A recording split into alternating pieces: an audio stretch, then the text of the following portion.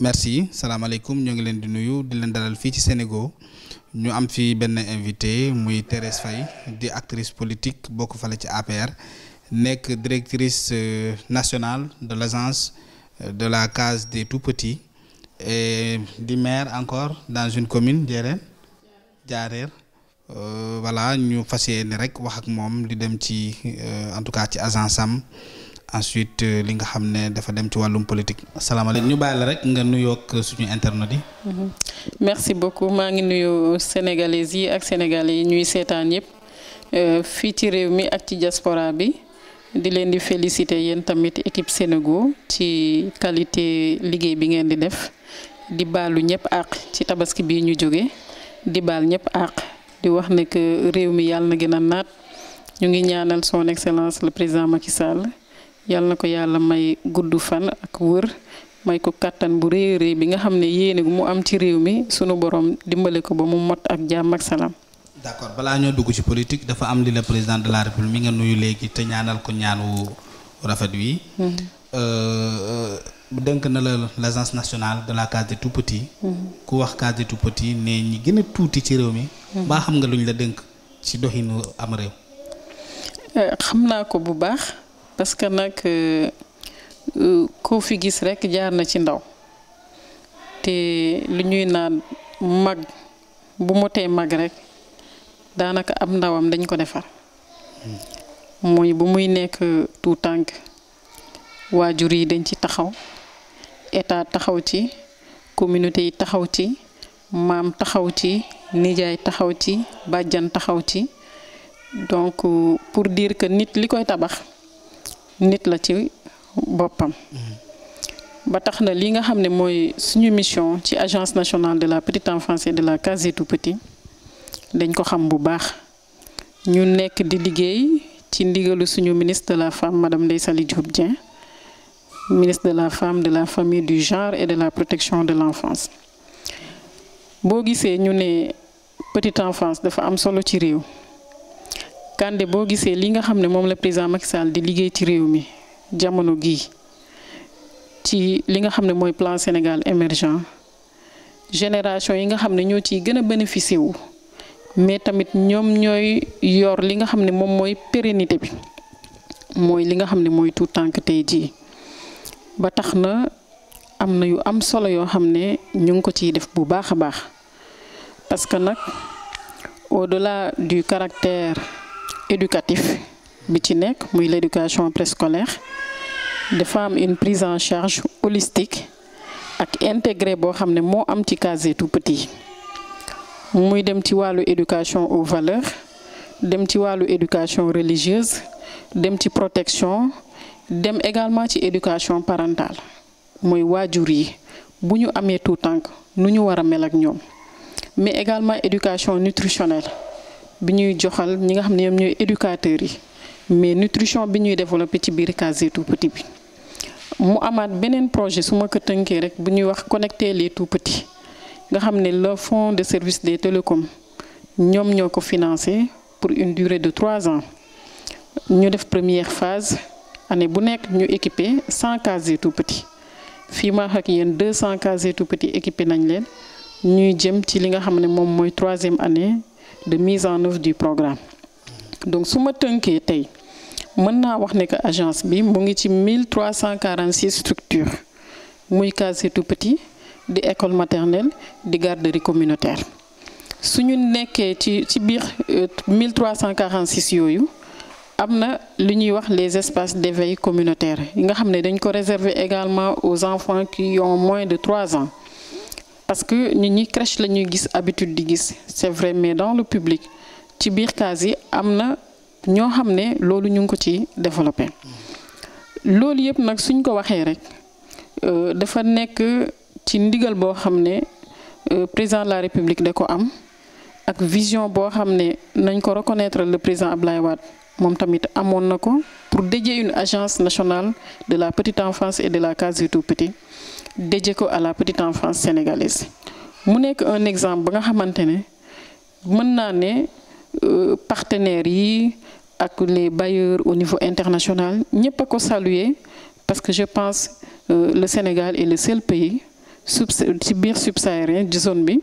nga xamante ne moom moo jël une agence dédiée ko à la petite enfance. Donc ba tax na tey jii nii lu bëri ñu ngi ko ciy def de façon stratégique jaarale ko ci paquet bi lii ñu koy jaarale ci lettre générale de politique sectorielle de l'éducation et de la formation. Renforcement capacité éducateurs yi aussi ñu ngi ci conseillers familial yi aussi ñu ngi ci parce que affaire bi approche la ba nga xamante ne comme niñ ko orienté ci paquet bi l'école de la communauté par la communauté et pour la communauté moo tax tey boo gisee ci case des tout-petits bi approche communautaire nga fay fekk soo ñëwee waa gox bi seen bopp ñoom ñooy gérer case bi état di leen di appuyer affecté leen ay enseignants mais tamit affecté li nga xamante ne mooy wala di joxe li nga xam ne également moom mooy appui yi tax case yi di fonctionner xëy na boo ci amee yeneen laaj. parce que am na yeneen ak yeneen yu am temps li xam ci biir admis sax. case bi yow mi particulièrement di directrice bi. amoon na problème mu mooy moniteur yi. ñëwoon Dakar di fi fanaan. problème boobu nan nga ko lijjantee. waaw problème boobu moom dama wax ne dañ ciy sant yàlla. dañ ciy sant yàlla sant ci également président de la République. parce que li ñu gisoon mooy bu ñuy ubbi agence bi en 2004 dañu ne woon le personnel les éducateurs dañuy nekk lu ñuy wax ay animateurs polyvalents. nga xam ne ni ñu leen di recruter c'est sur la base du bénévolat communauté yi ñooy gis par exemple doomu Kandé mi am na BFEM bëgg na xale nañ ko jël mu nekk ci case yi di ci jàngale. mais bu ñu demee ba ci biir aussi parce que képp ku xam enseignant système éducatif bi xam ne le premier intrant de qualité c'est l'enseignant. Le premier intrant de qualité c'est l'enseignant peut-être tabax bi soog a ñëw après yeneen ak yeneen ci lañ ne bénévolat mënul continuer. bi ñu ñëw aussi gis conditions yu métti yu ñu nekkoon ci la ñu solliciter autorités yi pour ñu dimbale ñu defaral ñu li nga xam ne moom mooy une formation de ces personnels là. macha allah ñu former leen premier G bi 419 ba ñoom ñëpp tey fii ma wax ak yow ñu ngi may dégg ku ci ne am nga sa salaire léegi enseignant plein nga mu am nag ñu ci desoon. mel ni zone Ziguinchor bi zone Kolda ak yeneen régions yu Sénégal yëpp fu ci ne am na ay benn yu ci des ñooñu nag xëy na ñoom lañ déggoon ay jamono ñu doon laajte ñoom aussi que dañu bëgg a jaar fi seen morom yi jaar muy lu yenu maanaa tamit parce que tamit kuy jàngale bëgg nga weer bu deewee ñu fay la donc ci la ñu defaatee beneen correspondance adressé ko kilifa yi premier ministre bi fi nekkoon. moom aussi mu autorisé waat ñu pour ñu jëlaat ñooñu ba fii ma ak yow ñu ngi ci procédure boobu xam naa dootul yàgg dara léegi nag lu ñu wax tamit mooy loolu yëpp bu paree système boobu ñun bëggatuñ ko gis ci biir case des tout-petits yi parce que fii ñu wax ak yéen ñi nga xam ne ñoom ñooy élèves maîtres yu ñuy former bu ñu génnee léegi ñii dañ leen di affecté ci case des tout-petits ñii ñu yóbbu leen élémentaire. D'autant plus que la formation est polyvalente. D'accord. Est-ce que donc il n'y a pas eu un problème d'organisation par rapport à ce chevauchement en fait?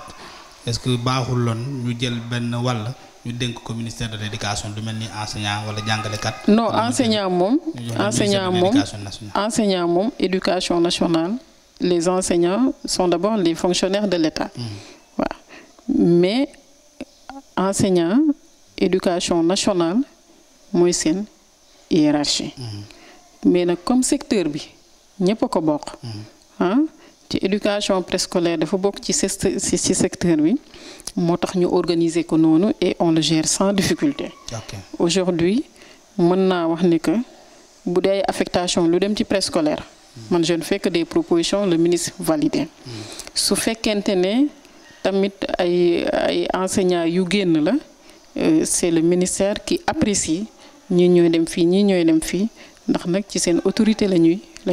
liggéey. Le chevauchement amu ci. Système bi c'est tellement organisé que lépp vraiment macha allah dafa jaar. fan ngeen toll ci projet renouveler modèle lu case bi. modèle lu case bi moom renouveler nañ ko depuis vraiment un modèle moins cher. moins coûteux qui répond vraiment aux préoccupations de l'État. Mu nekk un modèle boo xam ne aussi pédagogiquement ça répond aux exigences des enseignants jël en compte approche holistique bi def nañ ci cuisine bi def ci les 3 salles séparées la salle polyvalente def ci li nga xam ne moom mooy toilettes yi pour les enfants pour l'équipe pédagogique y a tout dedans modèle boobu fii ma ak yow foog naa tabax nañ ci juróom fukk ak benn soo demee dëkk yu bari ay Jaxaaw Siin boo demee Gambul mu nga fa boo demee Thionkesil mu nga fa boo demee Goudomp mu nga fa récemment visité nañ ko ak suñu ministre Ndeye Saly boo demee yeneen dëkk yu bëree bëri ay Agnam Siwol dëkk yu bëri ay chez le ministre des finances nu mu tudd sax bokki Dialoubé waaw dëkk yooyu yëpp am na chantier yu nekk en cours aussi vraiment mën naa wax ne que modèle boobu ñu ngi koy tabax bu baax a baax. te bi nga xamante ne elle n'est pas laissée en rade parce que je pense que aujourd'hui le Goudomp fait partie de la Casamance. Thionkesil leur case est fonctionnelle depuis 2 ans yaa ngi dégg à Sédhiou il y a une case qui est en chantier à Linkering dans le département de Vélingara am na fa am na beneen Vélingara bu nekk biir Médina Yoro Fula également il y a une case qui est en chantier là-bas donc case yi ñu ngi fépp boo demee ay dans au niveau de l'est ay Dakateli def nañ fa case tout petit ay Goudiri def nañ fa case tout petit tout c'est dans la région de Tamba donc pour te dire ñun bàyyiwuñu fenn. Vous avez certainement aussi des bailleurs qui vous accompagnent les Coréens. waaw les bailleurs y en a quand même et vraiment ñu ngi ciy remercier le président de la République parce que su ma fàttali ko mu ngi finance ba boobu mu ngi jóge ci voyage bu ma àndoon ak moom Corée mu defoon benn plaidoyer vraiment ñu amoon waxtaan bu am solo ak l'ancienne présidente bi nga xam ne moo nekkoon la présidente de la République de Corée kooku vraiment ñoom ñu jàppoonte ba Koyka yàggul dara la suñu ministre Ndeye Saly signé li nga xam ne moom mooy mémorandum d'entente bi avec la Koyka ici pour un montant de 2,872 milliards et quelques. Donc loolu ñu ngi ko war a exécuter dans les régions de Saint-Louis ak région de Louga. lu tax ñu tànn Saint-Louis ak Louga dafa nekk région yoo xam ne il faut ñu booster taux de préscolarisation bi il faut ñu booster également prise en charge de la petite enfance foofu ñu war ci tabax ay cases tout petit war ci former acteurs yi mais aussi war a équiper toutes les structures yu ñu war a tabax ak yi am ba pare ñëpp lañu war a équiper ay équipement préscolaire aire de jeu table chaise banc lépp loo xamante ne day nekk ci structure de développement intégré de la petite enfance ñu war ko def ci li nga xam ne moom mooy case tout petit yi nekk ci zone yi ma wax yëpp donc loolu nag su amee dañ ciy remercier le gouvernement coréen mais remercier ci aussi le président de la République suñuy autorité madame le ministre de la femme mais surtout ñi nga xam ne également ñoom ñooy les acteurs à la base. Parce que avant ñoo yegsi à la signature du mémorandum d'entente je pense qu'il y a eu beaucoup de choses qui ont été faites le processus bi bu muy démarrer avec les acteurs à la base les coordinations des cases tout petits au niveau des régions les IF IA ñi nga xam ne également ñoom ñooy les points focaux ak ñi nga xam ne tamit ñoom ñooy conseillers familiales yi ñi nga xam ne ñoom ñooy éducateurs yi parce que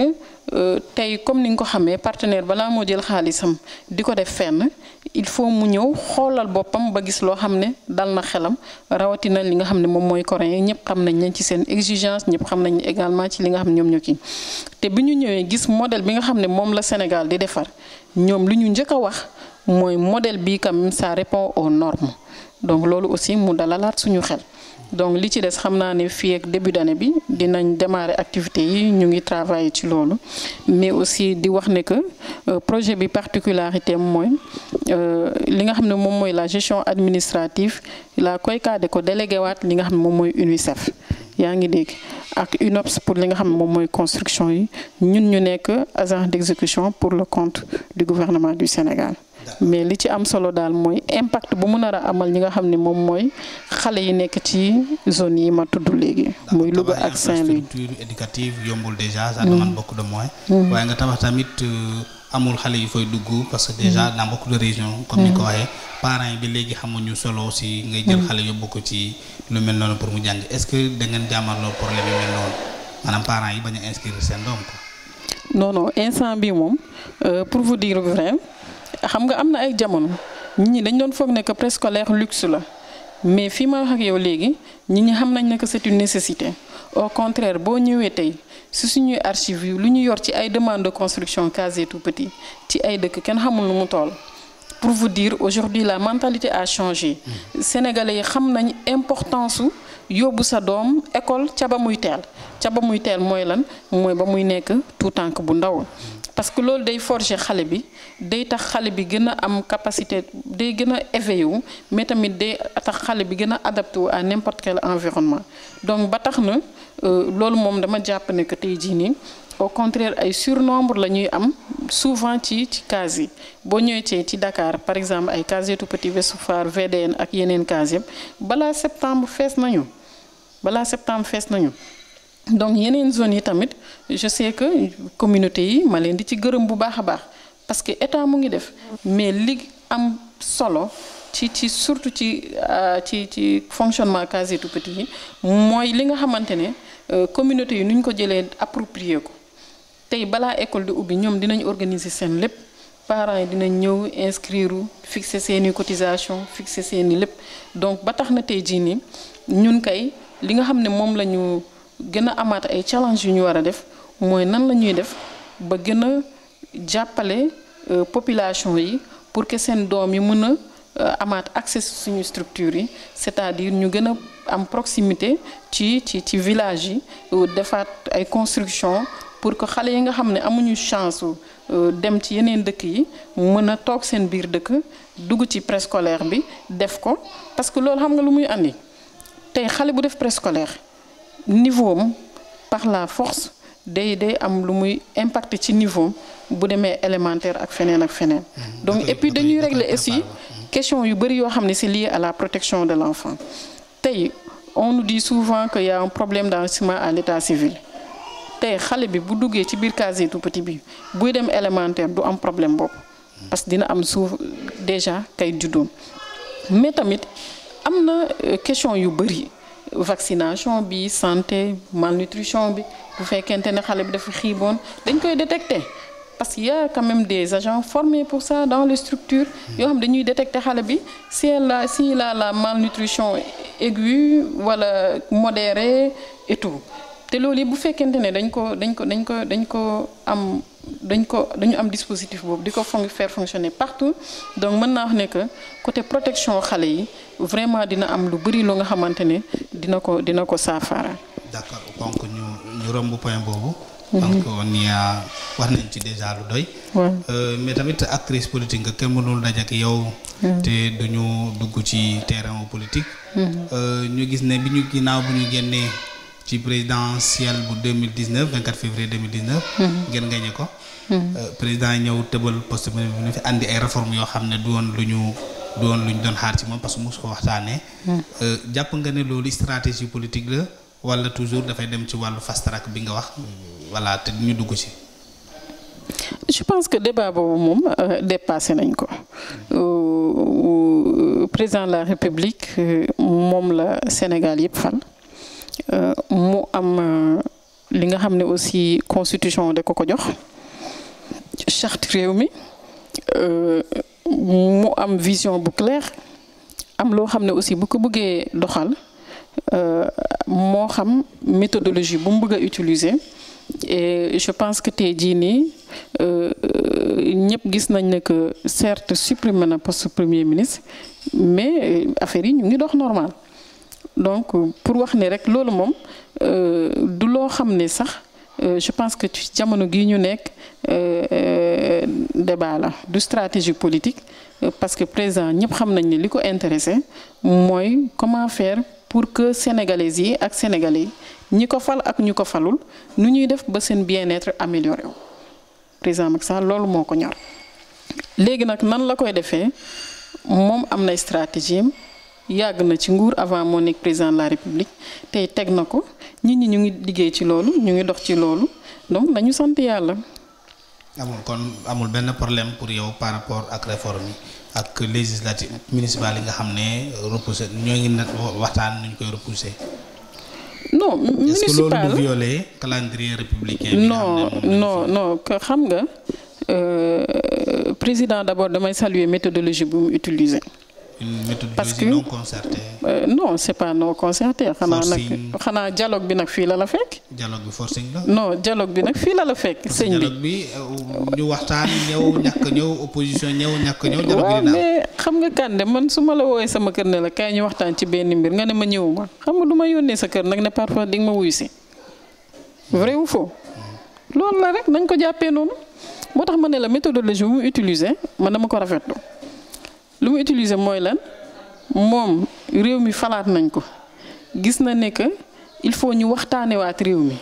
te nit ñi dañuy fàtte ne que dialogue bi du mbirum élection locale kese moo ko tax a jóg dialogue bi ay pàcc moo ko tax a jóg te lépp nag intéressé képp koo xam ne yaa ngi ci biir réew mi di ci dund. donc président bu fekkente ne moom dafa woo opposition ak pouvoir société civile ak ñëpp pour ñu ñëw wuyu si ko pour ñu waxtaanee réew mi. man su dee réew mi ma ñor dinaa ko wuy si. moo tax ñu njëkkee si léegi nag li nga xam ne aussi waxtaanee nañ ko muy proposition bu ñu def te yaakaar naa ni que loolu tamit acteurs yi nga xam ne ñoom ñoo nekk di ci liggéey ci dialogue national bi ñoom ñëpp a ci ànd. élection locale yi nañ ko reporté kañ xamaguma mais il faut ñu seetlu benn affaire Kandé suñu bëggee at mu nekk ñu def ñaari élection ñetti élection ban moment la ñuy liggéey. question la bu ma lay poser day dem ba réew mi yëpp dañ leen di monopoliser ci politique et pourtant ak beneen affaire bi tamit financièrement ñaata xaalis la ñuy mobiliser pour les élections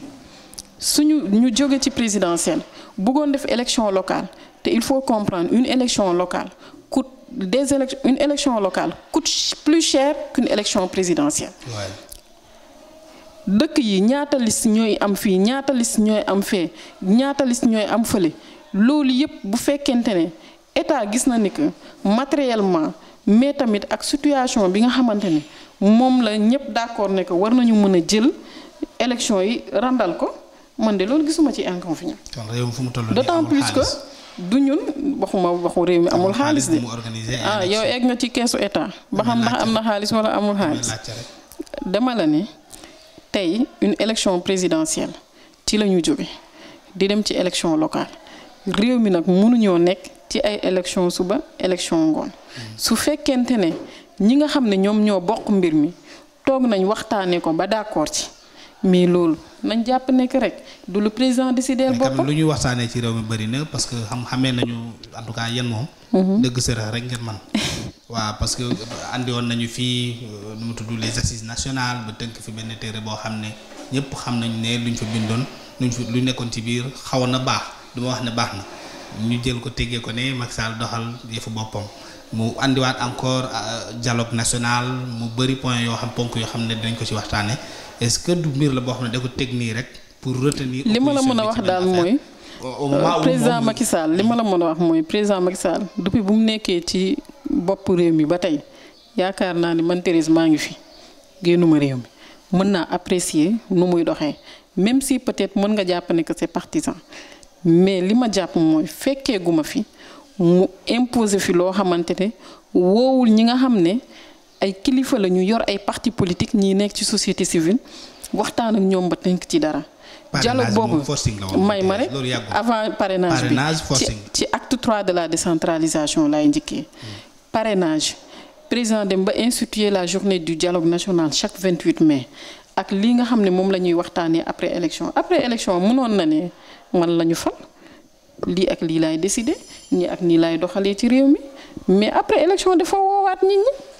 kaay leen ñu waxtaan ndax réew mi ñoo ko bokk donc loolu lu mel ni poste premier ministre quand même. waaw xam nga loolu. boo toogee di wax ne que na wax ak opposition bi ne non xam nga bëgg naa ko dindi la mooy seen point. non président Macky Sall nag foo naa ne que li ma la wax léegi moo ci nekk rek li ko constitution may bu ko neexee mu jël ko.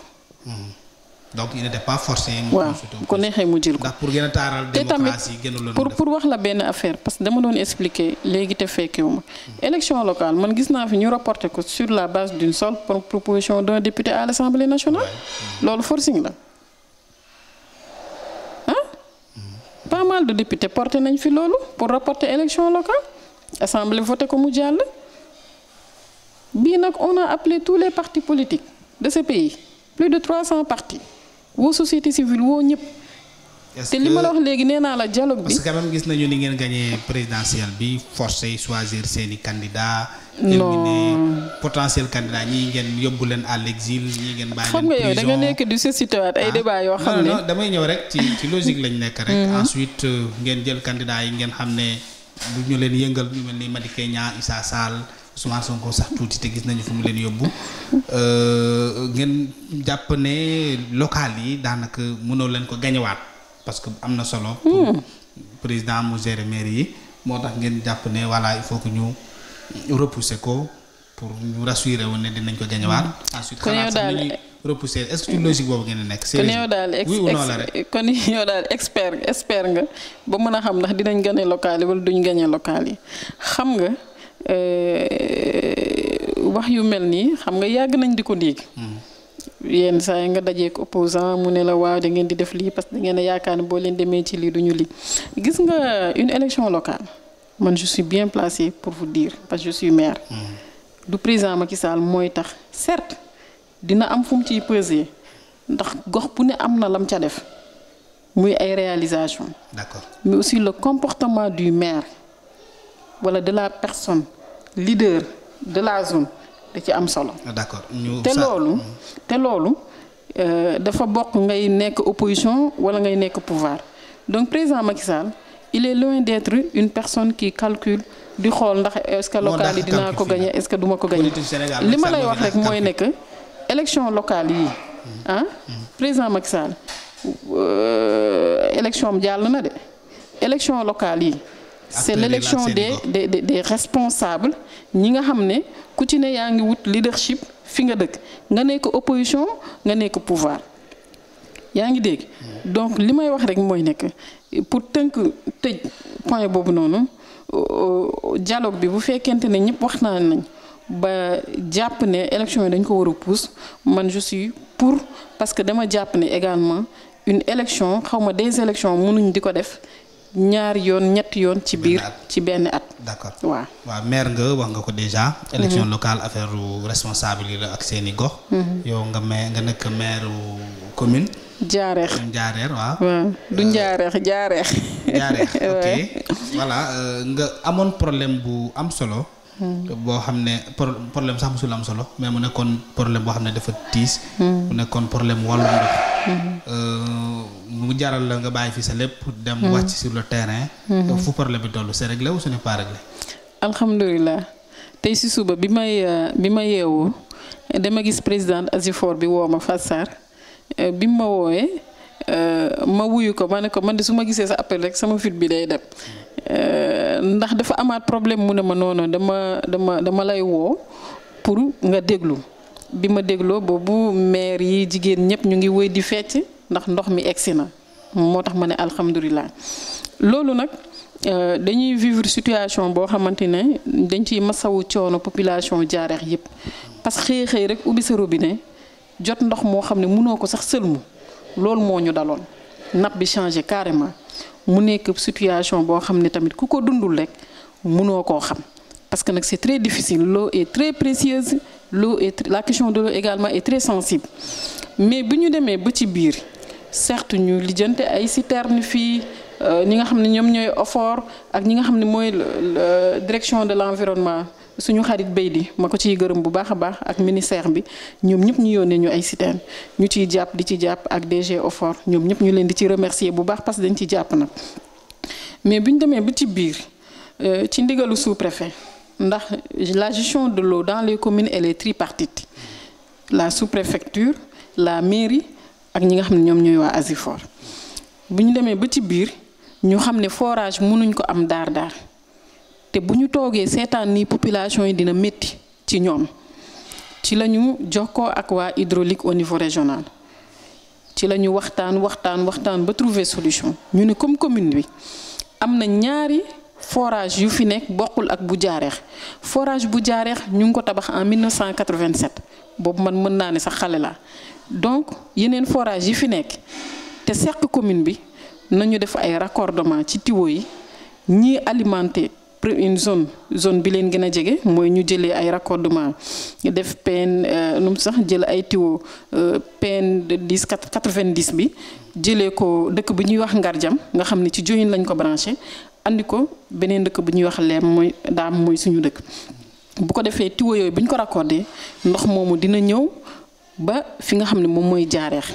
ñu newaat nañ jëlaat beneen raccordement ñu def ko ci réseau Bicol bi jëloo ko dëkk bi ñuy wax Ndundox andi ko beneen dëkk bi ñuy wax Mbinkoori bu ko defee tuyau boobu bu jëlee ndoxu forage yu Bicol bi dina raam ba ñëwaat ci biir Jaareex loolu la ñu def bañ ko defee nag jël na 3 jours mais fii ma ak yow ñaari ndox yi dem nañ ba daje ba instant bii nii commune bi amatul problème boobu noonu mu nekkoon nag situation bu difficile parce que xam nga bu ñëwee loolu bu la dalee ci digg année d'exécution say fonds de concours nga defoon ko déjà ci ay adduction d'eau yaa ngi dégg mënuñ la tabaxal forage daar da ngay def say pexe bopp rek loolu du commune moo la ci du xaalisu commune boo mën a jël du xaalisu état boo mën a jël mais yaay dugg génn rek ak say moyens personnels ak yéene gi nga am ak nit ñu baax ñi nga xam ne aussi xam nga leen ñu mën la jàppale waaye li ma mën a témoigner mooy disponibilité yi nga xam ne autorités yi ma lim léegi muy direction nationale hydraulique direction générale OFOR ak ñi nga xam ne également ñoom ñooy waa environnement jàppale nañu ci bu baax a baax te loolu nag il faut ñu wax ko ma di leen ci gërëm ñoom ñëpp waaye nag li may wax léegi rek mooy compréhension yi population yi am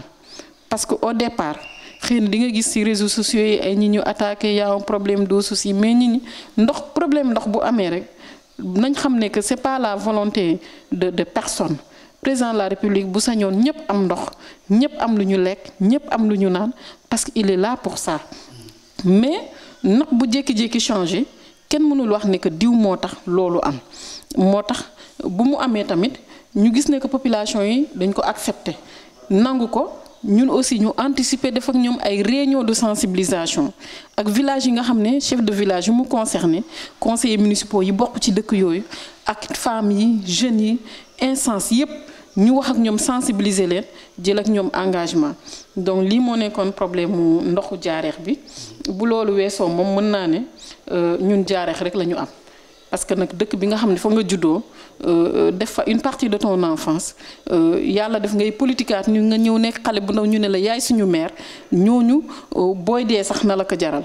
moo tax on a fait beaucoup de choses là-bas. waaw mën naa la ne moom bañ julli sax moo ma fi bàyyi woon mais ban jullee sax parce que sañu ma nag bàyyi fi sëñ bi dem julli mais bañ jullee ba pare tamit dama delluwaat ba barki démb laa ñib si ba noonu la ñu régler définitivement problème boobu noonu mais di wax ne que daal ñu ngi sant yàlla. jàmbaar nga. waaw mais nag lii question bi c'était pas prévu foog ma laaj la ko. yow da nga teel a gëm président Macky Sall. du ko ñëpp en tout cas dawee. nga nekk étudiante. créer sa mouvement. créé waat yeneen mouvement ba yàlla def ngeen gagné le pouvoir en 2012 président wala taf la ci wetam dénk la ay responsabilités yoo xam ne quand même lu am solo la ci doxalinu réew mi suñu engagement envers le président du ay engagement ay nangam sangam non et puis li am solo mooy ñu xam ne APR dañoo war a sant yàlla président Macky Sall dafa créer parti mu am ñetti at yaa ngi dégg ñu jot nguur mu nekk lu raar lu ma ne ci Sénégal mais ci àdduna yàlla def premier mandat mu def fi loo xam ne kenn mësu ko def parce que loolu il faut ñu nangu di ko wax parce que dem naa ba man dama am impression jamono yi que nit ñi dañu bëgg a fàtte opposition wala ñeneen sax dañu bëgg a def tout ba sénégalais yi xaw a fàtte sax juróomi ñaari at li ci président Macky Sall def mu def ci loo xam ne lu am solo la. acteur boo xam ne inauguré nañu ko mais dawagul. lu am solo la mu def ko ci réew mi donc suñu demee tey ba entamé waat un deuxième mandat dañoo war a gën a jàppantewaat suudewaat comme un seul homme mais tamit derrière le président boo naat sénégalais yeneen perspective yoo xam ne day créer waat ay espoir yeneen perspective yoo xam ne day gën a rassurer waat askan wi d'abord ci ñun ñi nga xam ne ñun ñooy njabootam. parce que par exemple man Thérèse mën naa ne su ma taxawee Jaareex président Macky Sall lañ may xoole sama kàddu day impacter ci moom considération bu ñuy am ci moom sama jëf ak sama leneen ak leneen ak leneen ba tax na rek ma ne nañu sant yàlla mais nañu gën a concentré wu ci réussite deuxième mandat bii nii xam nga lu tax ñu war ci concentré wu moo gën ay intérêt personnel et ce que je dis là yàlla xam na ne que j'ai la ferme conviction parce que xam ma man lu am solo ci man du poste mais tey damay am fierté su may dugg sama dëkk gis ne que yàlla cër gi ma may ci li nga xam ne moom mooy ci nguur gi tax na ba ma nekk maire ba mën a defaral sama waa dëkk lii ak lii ak lii ak lii ci dëkk yoo xam ne kenn xalaatu toon ne par exemple courant même si état moom mooy électrifié ma ciy gërëm Sénélec à l'époque c'est Matar Cissé qui était le DG de la Sénélec ñu def suñuy démarche 9 villages ont été électrifiés à Jaareex avant tabaski la ñu taalandoo 9 villages yooyu yëpp courant xam naa yow joolaa gi dig ñu tooñ nuñ ko daan defee dañ daan bàyyi ba minuit ba 21h ñu ñëw rek taal dëkk bi. alpulaar laa nag de. dama lay tooñ. nit ñi di yuuxoo donc loolu dafa nekk fierté boo xam ne man dama ko am li ma président Macky Sall nguuram permettre man ma mën a servir samay communauté ba ñu am loo xam ne mësuñ ko woon am man loolu dama jàpp mu nar a marqué ay génération ak ay génération dama jàpp ne que man loolu sentiment de satisfaction boobu moo ma gën a loo gis te lii billaay azim dafa sincère ci man parce que dama xam suñu dëkk ak Jaareex ak feneen suñu yaay yi suñu papa yi luñ daan dund keroog bi ma fa duggee lendemain tabaski benn góor gu mag nee na ma ñi ci bàmmeel yi ku leen yeewoon tey ne leen dëkk sàngam def nañ leen courant duñ ko gëm ndax dañ daan def 3 kilomètres pour wuti ndox ñëw ndox mi kenn waxatu ko école yi kenn waxatu ko leneen kenn waxatu ko tey loo xam ne mësutoon mboq suñu programme ñu am ko moo tax ma ne la politique président Macky Sall ñun ñëpp dañoo war a gën a liggéey pour mu gën a am impact ci population yi président am na vision bi am na bëgg-bëgg bi am na mën-mën bi mais les exécutifs locaux ñi nga xam ne ñoom ñooy maire yi ñoo war a góorgóorlu ci loolu président bu nee PUDC ñun ñoo tax mu ne PUDC président bu nee Puma ñun ñoo wax mu ne Puma ak yeneen programme yu am solo yoo xamante ne dafa impacter directement ci communes yi mais maire yi comme ñoom ñooy xale yi ñoom ñoo war a taxaw ba population yi jot ci am ci bénéfice yi nga xam ne moom lañ ci war a am mais aussi population yi mën a am satisfaction ci li nga xam ne moom la président Macky Sall di def loolu nag pour mu am foofu laay tëjee débat bi nga baal ma pour mu am il faut ñu am une prise de conscience collective xam ne y a une responsabilité individuelle et collective également ci li nga xam ne moom la ñuy def képp kuy responsable ci parti bi képp kuy militant ci parti bi nga xam ne li la war tey ñi na nga xeexee woon ba Macky Sall am deuxième mandat noonu nga war a gën a xeexaate pour mu am succès ci deuxième mandat bi mais tamit pour que APR du ñu ne président Macky Sall bu fi nekkatul rek APR jóge fi parce que loolu aussi ku ci ne da nga ko war a liggéey ci sa biir gox parce que man Kandé Thérèse APR laa xam président Macky Sall laa xam yaa ngi dégg mais à mon âge te man li may wax mën naa ne sama yeneen morom tamit mun yoo xam ne ñu ngi ci parti bi nekk ay ndaw di politique mën nañ wax la même chose est-ce que tey bu ñu demee ba ne président Macky Sall moom nekkatul président de la République est-ce que ñooñu dañuy bàyyi politique parce que am na lu ñu entamé seen gox d'où l'importance pour ñun ñëpp ñu jàppale président gën a téyewaat suñu appareil politique muy le parti parce que mooy li nga xam ne moom lañu gën bokk muy li cher ñu war ko sàmm war ko téye war a téye ay structure war ko doxal war leen a renforcer wax leen a jàppale donc lii mooy li nga xam ne moom laa bëggoon wax di gërëmaat waa Sénégal yëpp di leen di sant di wax ne que maa ngi leen di féliciter bu baax a baax ci liggéey bi damay suivre tout le temps mais je sais que yéen a ngi def liggéey bu am solo ci réew mi. Merci beaucoup. Merci.